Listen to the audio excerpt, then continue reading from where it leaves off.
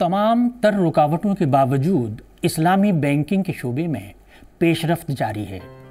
اس وقت تقریباً دنیا کے 75 ملکوں میں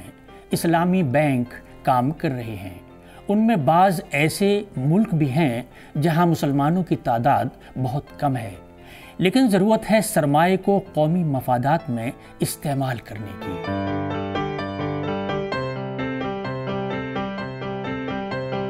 آداب ناظرین، میں ہوں عبدالحی خان، پیش ہے پروگرام بیچ بحث میں۔ ہمارا آج کا موضوع ہے اسلامی بینکنگ نظام کی اہمیت اور ضرورت۔ ناظرین، دراصل اسلام کا معاشی نظام انصاف اور برابری پر مبنی ہے، اس لیے صرف مشرقی دنیا ہی نہیں بلکہ یورپی ملکوں میں بھی، جن میں امریکہ بھی شامل ہے، اسلامی بینکنگ نظام کو قائم کرنے کے تجربات جاری ہیں۔ ہمارے ملک ہندوستان میں تو پی ایم مودی نے من کی بات میں اسلامی بینک قائم کرنے کی بات کہی تھی، اور پہلی اسلامی بینکنگ سروس مہاراشٹر کی شولاپور کی لوک منگل بینک کی باشری شاخ میں شروع ہوئی تھی۔ اگرچہ یہ سلسلہ بڑے پیمانے پر بعض مسائل کی وجہ سے شروع نہیں ہو سکا، بہرحال شریعت کے اصولوں پر قائم رہتے ہوئے سودی اور غیر سودی بینک نظام میں ایک ساتھ کیسے چلا جا سکتا ہے، اسلامی بینکاری کی ضرورت و اہمیت بتانے کے لیے آج آواز دی وائس کے اسٹوڈیو میں ہمارے ساتھ ہمارے خصوصی مہمان ڈاکٹر خواجہ افتخار احمد صاحب، جو مذہبی اور سماجی امور کے ماہر ہیں اور interfaith harmony foundation of India کے سربراہ بھی ہیں۔ ڈاکٹر صاحب، آواز دی وائس کے پروگرام میں آپ کا خیر مقدم ہے۔ سب سے پہلے میں آپ سے یہ جاننا چاہوں گا کہ اسلامی شریعت کا جو بینکاری نظام ہے اور مالیاتی نظام ہے، دراصل وہ ہے کیا؟ عبدالحی صاحب، بہت شکریہ، آپ نے نہایت ہی ایک اہم موضوع پر جو اس وقت گلوبل لیول پر زیر بحث ہے، اس کے لیے آپ نے مجھے بلایا۔ سب سے پہلے یہ سمجھیں کہ اسلام کیا ہے، اور بہت مختصراً میں آپ کو 2 جملوں میں اس کی وضاحت کرتا ہوں۔ انسانیت کی خدمت، اس کی فلاح اور اس کی بہبودی، اس کا ویلفیئر، اس کی ترقی، اس کا ڈیولپمنٹ، اس کا وکاس، لیکن اس کی ایک شرط ہے، ایکسپلائٹیشن فری، یعنی شوشن نہیں ہونا چاہیے کسی بھی طرح کا۔ اسلام یہ مانتا ہے، کیونکہ آپ نے اسلامی بینکنگ کی بات کی ہے، کہ سود، انٹرسٹ ناجائز ہے، حرام ہے، انگریزی میں بولیں تو فاربڈن ہے، اور ہندی میں بولیں تو اس کی کسی بھی دلیل پر اس کی آگیا نہیں ہے۔ یہ ایک سدھانتک، اصولی، اس کو کہنا چاہیے، موقف ہے اسلام کا۔ اسلام یہ مانتا ہے کہ دنیا میں، کہ سماج میں، چاہے ہم اپنے بھارتی سماج کی بات کریں، انسانوں کی 2 کیٹیگری ہے عبدالحی صاحب۔ ایک کو ہم کہتے ہیں ہیوز، فارغ البال، جس کو ہم اردو میں کہیں گے، اکنامکلی، فائنینشلی سیلف سفیشینٹ کہہ لیجئے، کیپیبل کہہ لیجئے، سکشم کہہ لیجئے، یعنی جن کے پاس ان کی ضرورت سے زیادہ وسائل ہیں، پیسہ ہے۔ اور دوسرے ہیں ہیو ناٹس، یعنی وہ لوگ جن کو کہ اپنی زندگی جینے کے لیے، کاروبار کرنے کے لیے، اپنے گھروں کو چلانے کے لیے، اپنے بچوں کو تعلیم دینے کے لیے، اپنے سماجی ذمہ داریوں کو نبھانے کے لیے ان کے پاس اتنے وسائل بھی نہیں ہیں کہ وہ اپنی بنیادی ضرورتیں پوری کر سکیں، یا وہ جس راستے پہ اپنے آپ کو ترقی کے لے جانا چاہتے ہیں اس کے لیے ان کے پاس وسائل نہیں ہیں۔ تو معلوم یہ ہوا کہ ہمارے سماج میں ہیوز اور ہیو ناٹس ہیں۔ اب سوال یہ پیدا ہوتا ہے کہ ہیوز اور ہیو ناٹس میں 2 طریقے ہیں۔ ایک طریقہ تو وہ ہے جو اسلام پیش کرتا ہے، اور وہ طریقہ یہ ہے کہ جس کے پاس زیادہ ہے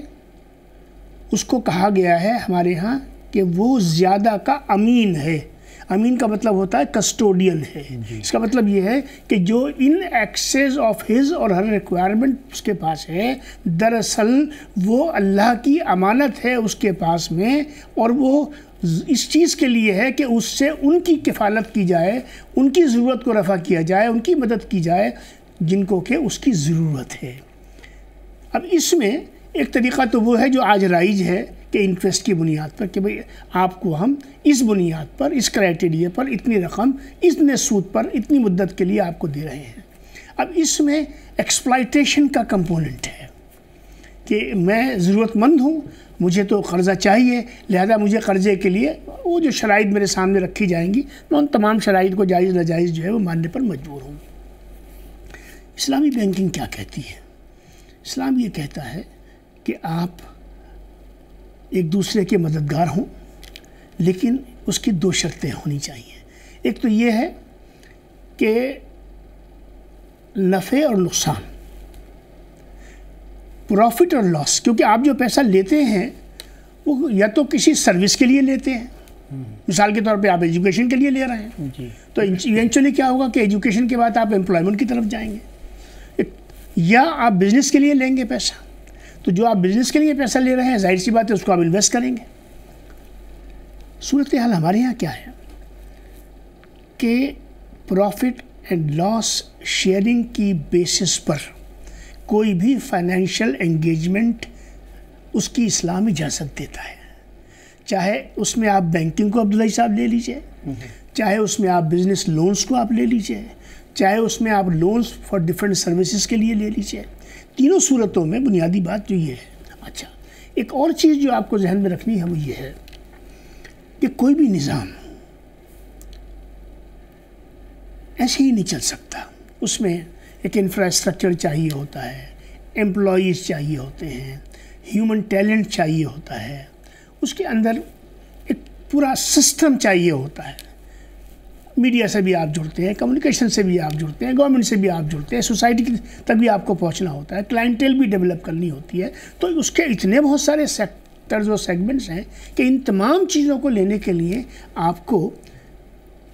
چیریٹی کی بیس پہ یہ کام نہیں کر سکتے، اس لیے آپ کو فنڈز ریز کرنے پڑیں گے ان سروسز کو دینے کے لیے۔ تو انٹرسٹ میں حوالے سے دو ایکسپلینیشن دیے جاتے ہیں، ایک تو یہ ایکسپلینیشن ہے، اور دوسرا یہ ہے کہ انویسٹمنٹ کا مطلب ہی یہ ہوتا ہے کہ اس پر ریٹرن آئے، اس پہ نفع آئے۔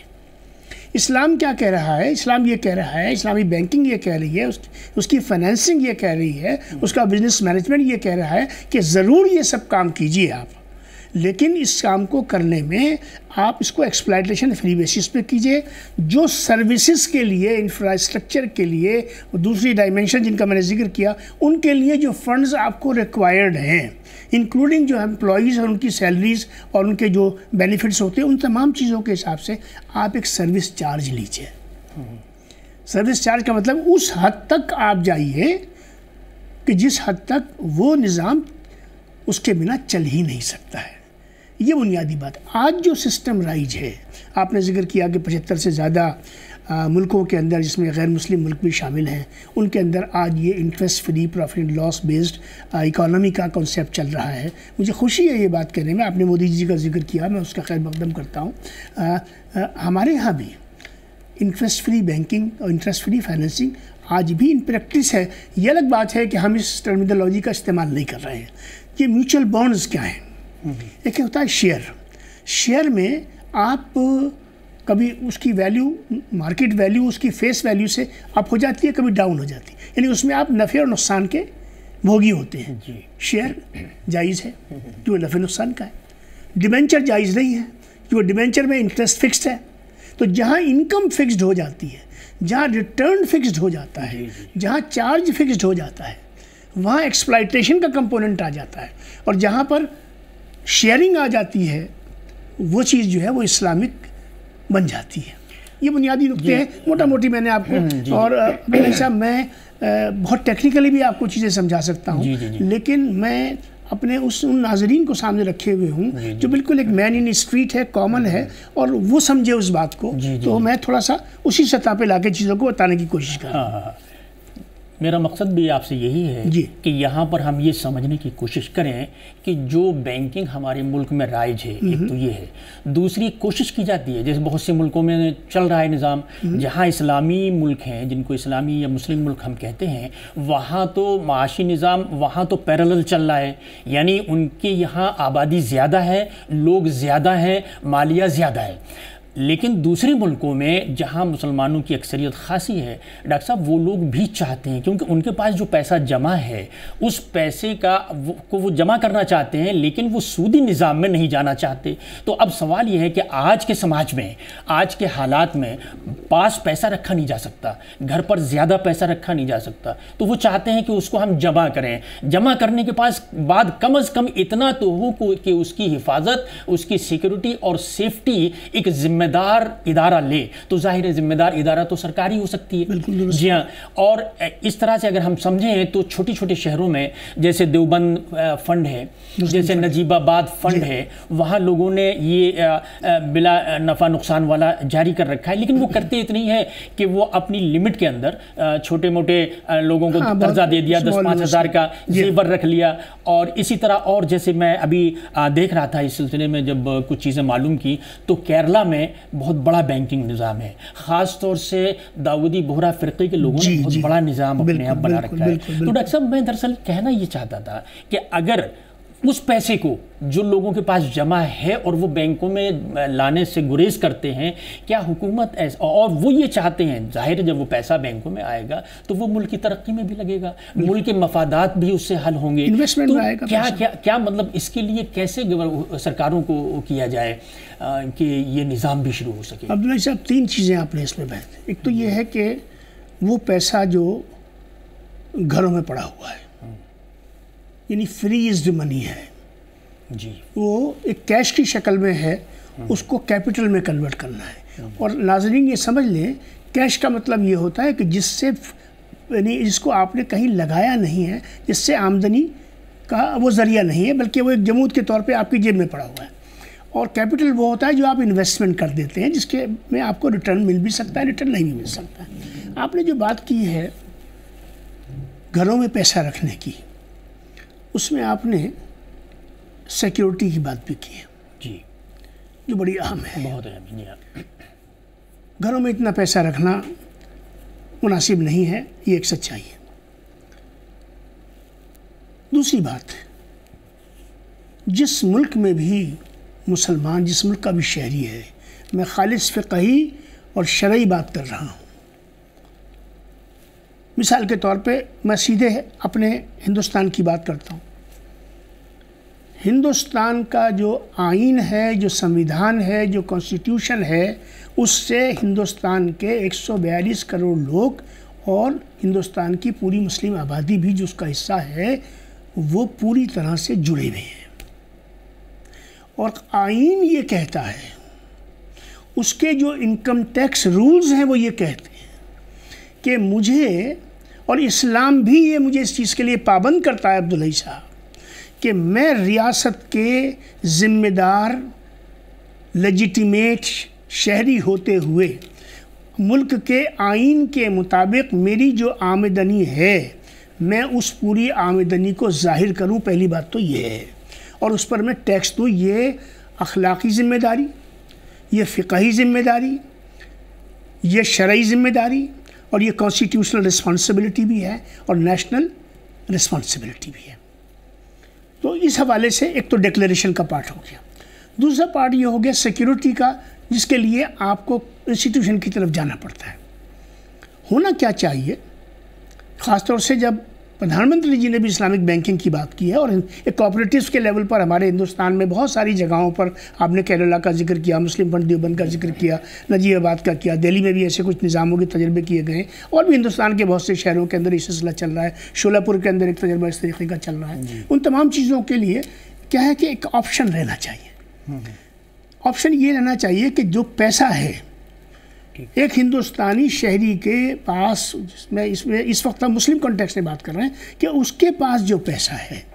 وہ پیسہ اس دیش کی امانت ہے،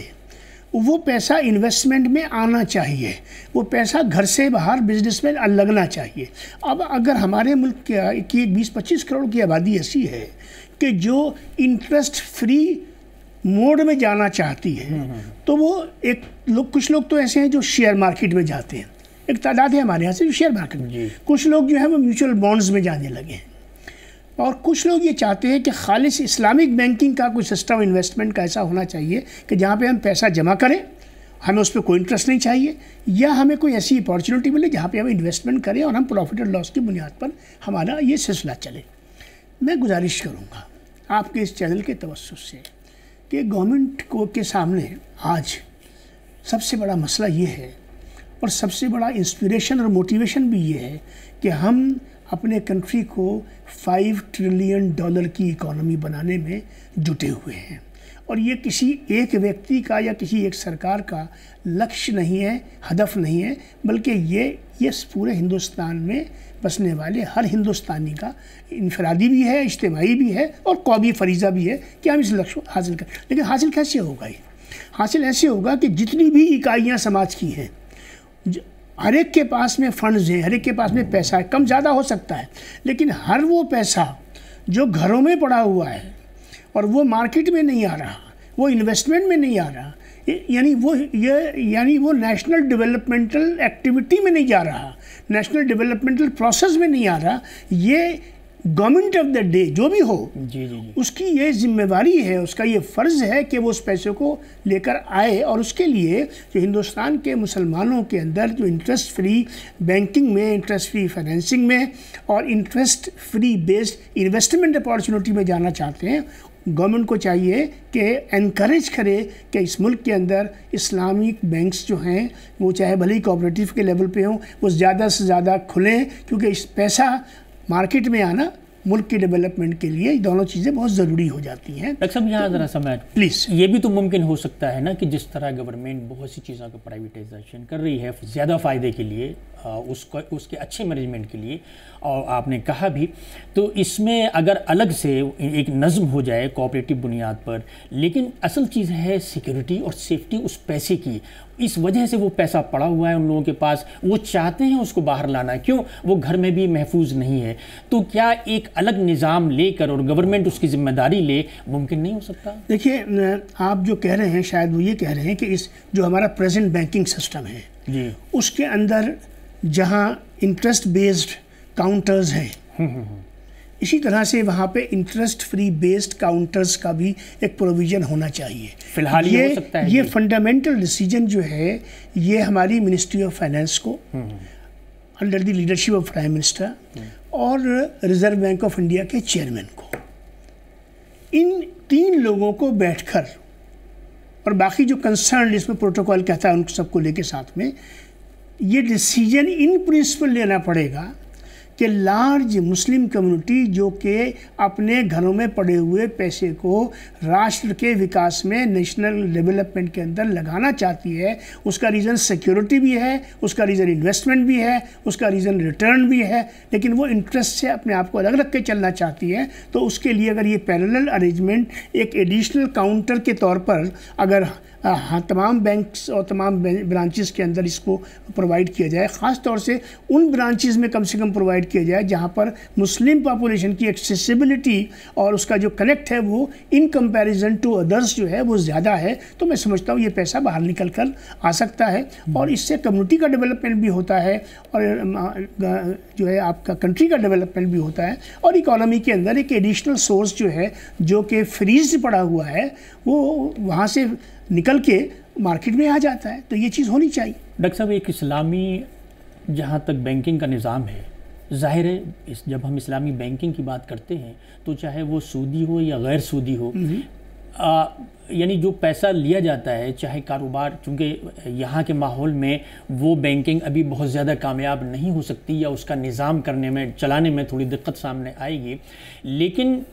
हम लोग भी, मुसलमान भी उसी सोसाइटी में रहता है, मुसलमान भी उसी बैंकिंग को इस्तेमाल करता है, लेकिन बहुत से लोग जहन में ये रख कर, ये तो दूसरा रुख था जो मैं आपसे पहले मैंने सवाल पूछा था कि जिन लोगों के पास पैसा है वो चाहते हैं, तो उसके लिए आपने बताया। यहाँ पर ये है कि बहुत से ज़रूरतमंद हैं, उनको अपने कारोबार के लिए, उनको अपने और दूसरी ज़रूरतों के लिए पैसा चाहिए, कर्ज़, लेकिन वो कर्ज़ इसलिए नहीं लेते बैंक से कि उनको सूद देना पड़ेगा, वो दूसरे लोगों से ले लेते हैं और लेने के बाद फिर मसाइल और मुश्किलात का सामना भी होता है, तो सूद को वह इतना बुरा समझते हैं। तो इसमें इस्लामी क्या है,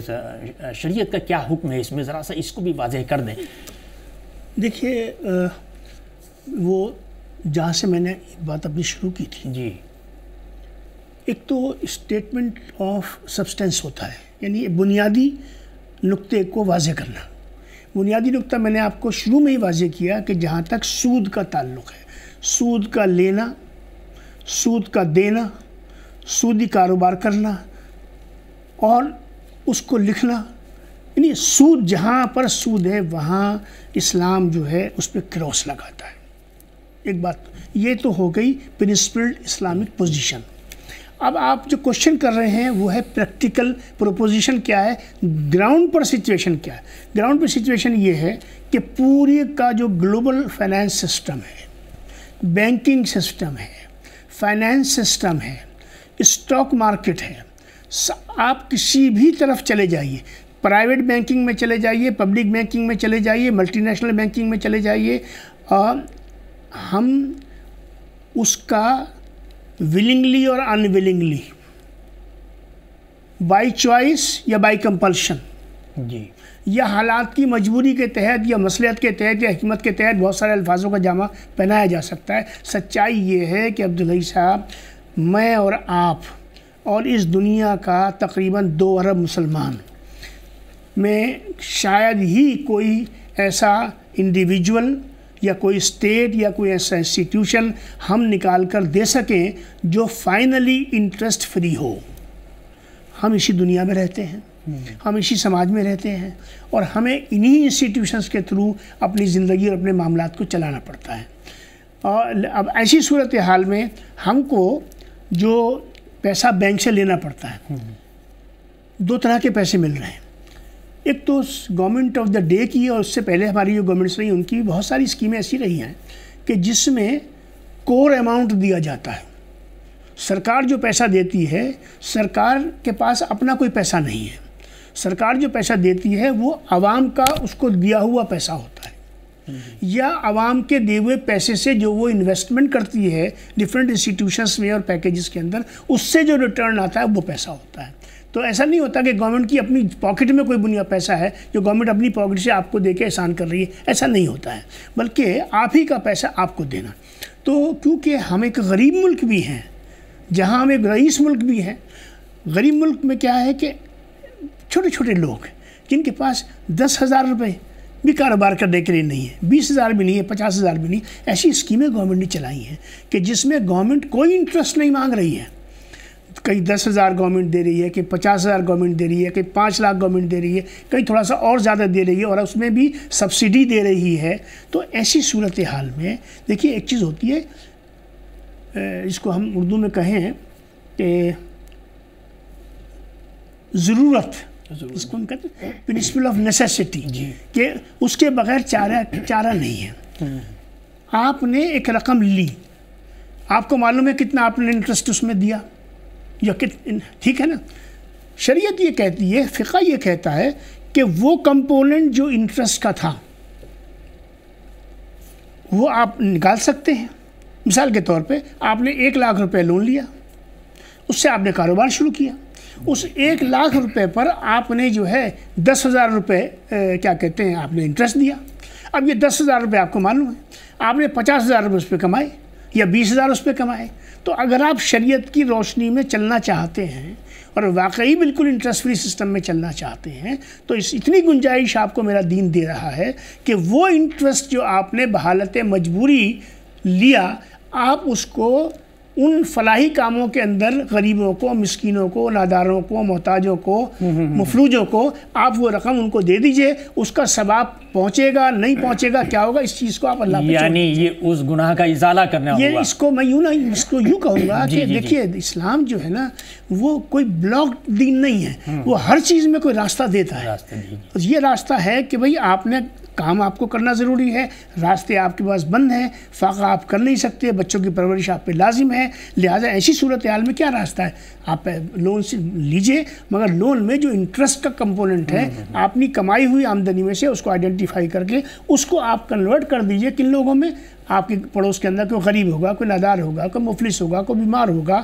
کوئی کیا کہتے ہیں طلاق شدہ بیچاری غریب عورت ہوگی، کوئی بیچاری بوڑھی عورت ہوگی جس کا کوئی سہارا نہیں ہوگا. یہ تمام کام جو ہیں ان تمام کاموں کی طرف اس پیسے کو ڈائیورٹ کر دیجیے. تو یہ بھی ایک طریقے کا ایک انویسٹمنٹ ہے، وہ اکنامک انویسٹمنٹ ہو گیا. اور عبداللہ صاحب یہ جو ہے یہ ہیومن انویسٹمنٹ ہو گیا. اسلامی فائنانس کا ایک حصہ یہ بھی ہے. یہ بھی ہے مجموعی طور پر. اب اس میں ایک چیز اور سمجھ لیجیے. دیکھیے زکوٰۃ، ہمارے یہاں چیریٹی کی بہت سی کنڈیشنز ہیں. اب کئی لوگ ہمارے ہندو بھائی پوچھ لیتے ہیں کوئی زکوٰۃ ہندو کو نہیں دے سکتے آپ. ایسا ہے ہر سسٹم کے کچھ پیرامیٹرز ہوتے ہیں جو اسلام کے فولڈ میں ہے، کچھ چیزیں اس سے تعلق رکھتی ہیں. بالکل ایسے ہے کہ جو کچھ چیزیں ویدک پرمپرا سے تعلق رکھتی ہیں وہ وہیں پہ لاگو ہوتی ہیں، انہی پہ لاگو ہوتی ہیں. مثال کے طور پہ آپ دیکھیں کہ کچھ مندروں میں جیسے کعبے میں اجازت نہیں ہے غیر مسلم کے جانے کی، ٹھیک ہے نا. کیوں اجازت نہیں ہے؟ کیونکہ وہ اس فولڈ کا پارٹ نہیں ہے، اس کو برا نہیں ماننا چاہیے، یہ سسٹم ہے، ڈسپلن ہے. اسی طریقے سے تروپتی مندر میں ایک غیر مسلم کو ایک مسلمان کو جانے کی اجازت نہیں. اب اس کو مسلمانوں کو مثال نہیں بنانا چاہیے. تو پیرامیٹرز ہو جاتے ہیں کچھ چیزوں کے، تو یہ کچھ پیرامیٹرز ہیں، تو ان پیرامیٹرز کو ہمیں فالو کرنا چاہیے. تو ان چیزوں کا دھیان رکھنے کی ضرورت پڑتی ہے ہم کو. تو یہ ان چیزوں سے ہمیں کوئی ناگواری پیدا اپنے اندر نہیں کرنی چاہیے. تو دیکھیے ہر حال میں گنجائش آپ کو اسلام دے رہا ہے. اب میں آپ کو ایک چھوٹی سی اور مثال دیتا ہوں. سعودی عرب اور گلف کے کئی ممالک جو بے انتہا رچ ممالک ہیں، one of the richest countries of the world جانے جاتے ہیں، ان کے یہاں ایک روایت ہے کہ ان کا جو انٹرسٹ کا پیسہ ہوتا ہے وہ اس انٹرسٹ کے پیسے کا خود استعمال نہیں کرتے، کیونکہ ورلڈ اکانومی میں آپ انٹرسٹ سے باہر جا ہی نہیں سکتے، یہ امپاسبل ہے. تو یا تو پھر پہاڑوں میں نکل جائیے آپ چھوڑ کے دنیا کو، وہ پاسبل نہیں ہے، اور وہ اسلام چاہتا بھی نہیں ہے. اسلام میں رہبانیت بھی ہے ہی نہیں ہے، تو آپ کو اسی کچڑ میں رہنا ہے اور یہیں پہ آپ کو رہ کے اپنی باوقار زندگی بنانی ہے. تو وہ ملک اربوں خربوں روپے غریب ملکوں کو، غریبوں کے لیے، سوشل ویلفیئر کے لیے، اکنامک ویلفیئر کے لیے، ایجوکیشن کے لیے، ڈسپینسریز کے لیے، دواخانوں کے لیے، چیریٹیبل ایجوکیشنل انسٹیٹیوشنز کے لیے وہ روپیہ ساری دنیا میں جاتا ہے. تو انٹرسٹ سے بچنے کا، انٹرسٹ میں رہتے ہوئے بھی ایک کفارہ جس کو ہم کہتے ہیں، اس کا ایک ہمارے پاس میں ایک آپشن جو ہے وہ اسلام ہم کو دیتا ہے اور اس کو ہم سب استعمال کر سکتے ہیں. میں نے ایک بات پہلے بھی کہی تھی، اس کو میں پھر واضح کرتا ہوں کہ ہم ایز انڈین سٹیزن ہم باؤنڈ ہیں کہ ہم اپنی پوری آمدنی کو باضابطہ ڈکلیئر کریں. اور اگر ہم باضابطہ آمدنی کو ڈکلیئر نہیں کرتے اور تو اس کا مطلب یہ ہے کہ ہم ایک گناہ کر رہے ہیں، کیونکہ کانسٹیٹیوشن کا اور شہری کے درمیان میں ایک عہد ہے اور اس عہد کی پامالی نہیں ہو سکتی ہے. لہٰذا اگر کسی چیز کو آپ نے ڈکلیئر نہیں کیا اور آپ نے اس کو دبا کے رکھا ہوا ہے اور آپ اس کو جو ہے انٹرسٹ کی وجہ سے نہ تو آپ اس سے زکوٰۃ دے رہے ہیں، تو آپ کو پوری آمدنی میں زکوٰۃ بھی دینی ہے. آپ کو پوری آمدنی میں آپ جو ڈفرینٹ ٹیکسز ہیں آپ کو وہ بھی آپ کو سارے کے سارے ادا کر رہے ہیں. آپ کو اپنی انکم جو ہے وہ بھی پوری طرح سے ڈکلیئر کرنی ہے. اس میں کہیں بھی کوئی شارٹ کٹ نہیں ہے. خالی جو ہے عبداللہ صاحب بات کو مکمل یہاں کر رہا ہوں کہ خالی انٹرسٹ کی بات نہ کی جائے، اسلام کو ان ایبسولوٹ ٹرمز لیا جائے جس کے اندر ٹورڈس دی اسٹیٹ رسپانسبلٹی بھی آ جاتی ہے، ڈکلیریشن آف انکم بھی آ جاتا ہے، پیمنٹ آف ٹیکسز بھی آ جاتے ہیں، پیمنٹ آف زکوٰۃ بھی آ جاتا ہے، اور انٹرسٹ فری سسٹم میں کس طریقے سے ہم اپنے پیسے کو لگائیں اور اکنامک ڈیولپمنٹ میں دیش کے ہم حصہ لیں، یہ بھی آ جاتا ہے. ڈاکٹر صاحب ایک آخری سوال میں آپ سے جی اور پوچھوں گا، اور شروع سے ہی بات چیت جب کی تھی تو میرے ذہن میں یہ گردش کر رہا ہے، کیونکہ آپ نے بات چیت آپ کی یاد ہی ہو گئی تھی. جی جب سودی اور غیر سودی بینکاری کا ذکر آتا ہے یا اسلامی مالیات اور فائنانس کو بالکل الگ الگ چھان پھٹک کے ایک طرف کیا جاتا ہے، تو اس طرح کی باتیں بڑے پلیٹ فارم پر ہوتی ہیں، دانشورانہ طبقے میں ہوتی ہیں، یا بہت تعلیم یافتہ لوگوں میں ہوتی ہیں، یا بڑے ایکسپرٹ لوگوں میں ہوتی ہیں. اور وہ باتیں جہاں تک میرا تعلق ہے، میں دیکھتا ہوں سماج میں ہم لوگ رہتے ہیں، وہ نیچے کے طبقے میں، اس طبقے میں نہیں پہنچتی وہ چیزیں کہ کیا ہو رہا ہے، کیا ہونا چاہیے، اور وہ لوگ جو دکانداری میں لگے ہوئے ہیں، کاروبار میں لگے ہوئے ہیں، وہ کیسے اپنی لائف کو آگے بڑھائیں. یہ چیز سمجھ میں نہیں آتی. تو ڈاکٹر صاحب میں یہاں معلوم آپ سے یہ کرنا چاہ رہا تھا کہ ان کے اندر بیداری، یعنی اسلامی بینکنگ اور غیر اسلامی بینکنگ، یعنی کاروبار اسلامی اور غیر اسلامی طور پر کرنے کی بیداری ان تک کیسے پہنچے، یہ ذمہ داری کس کی ہے؟ دیکھیے، یہ ذمہ داری سب سے پہلی بات تو یہ ہے کہ جو بڑے ادارے اور بڑے ذمہ داران ہیں ان کی ذمہ داری ہے. اور اس ذمہ داری کو زمین پہ لانے کے لیے جو ہمارے مدارس ہیں، جو ہماری مسجدیں ہیں اور مسجدوں کے جو امام ہیں، ان کے پاس اتنا علم ہونا چاہیے، ان کو اتنا علم دیا جانا چاہیے. خالی چیخ کے یہ کہنا سود حرام ہے، یہ مسئلے کا حل نہیں ہوتا ہے. کسی بات کو بہت زیادہ جذبات میں آ کر کہنا یا بہت غصے کے انداز میں کہنا جو ہے، یہ اس بات کی علامت ہوتی ہے کہ آپ کے پاس میں دلیل نہیں ہے، جبکہ یہاں دلیل موجود ہے. میں نے آپ کے سامنے ساری بات رکھی ہے. تو یہ ذمہ داری ہے اور ائمہ مساجد کی کہ ان کا استعمال کیا جائے. اور مدارس کے میں